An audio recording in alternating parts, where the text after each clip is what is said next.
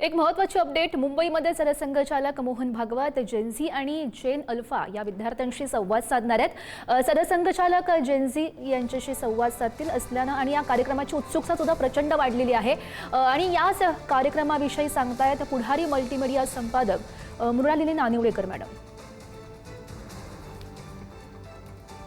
देशातल्या युवकांच्या मनात नेमकं काय सुरू आहे हा प्रश्न जंतर मंतरवरच्या आंदोलनाने मोठ्या प्रमाणात समोर आलाय। नेमक्या याच सुमारास मुंबईमध्ये एक अतिशय महत्त्वाची इव्हेंट होतीये। ही इव्हेंट आयोजित केलेली आहे IIMUN या संस्थेने। ही संस्था म्हणजे भारताच्या युवकांचं एक नेटवर्क आंतरराष्ट्रीय स्तरावर देशाच्या निर्माणासाठी काम करावं म्हणून तयार झालेली आहे। खरं तर या संघटनेचं हे 15वं अधिवेशन आहे।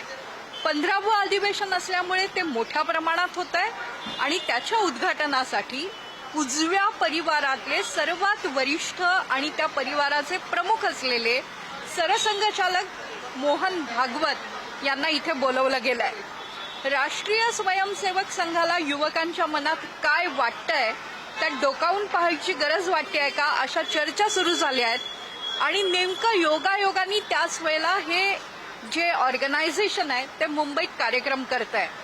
थोड्याच वेळात मोहन भागवत बोलणार आहेत। साधारणतः जंतर मंतर आणि कॉकरोच जनता पार्टीचं आंदोलन हे सरकार विरोधी आहे, पंतप्रधानांना आव्हान देणार आहे, शिक्षण मंत्री पदावरून धर्मेंद्र प्रधान यांचा राजीनामा मागणार आहे आणि त्यामुळे ते उजव्यांच्या विरोधातलं आहे।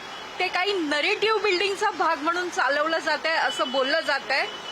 खरोखरच त्या सगळ्या आंदोलनांमुळे निर्माण झालेल्या प्रश्नांना मोहनजींच्या वक्तव्यांमधून उत्तर मिळू शकेल का किंवा उजव्या परिवाराची त्या संबंधातली भूमिका बाहेर येईल का हे बघणं महत्त्वाचं आहे। ही संघटना गेल्या 14 वर्षात काय काय करते त्याबद्दलही येत्या 2 दिवसात आपण पुढारीच्या वाचकांना दर्शकांना नक्की माहिती कळवू। आता अर्थातच संपूर्ण देशातल्या नरेटिव्हचं लक्ष लागलेलं आहे मोहन भागवत काय बोलतात याकडे। थोड्याच वेळात मोहन भागवतांचं भाषण इथे सुरू होणार आहे।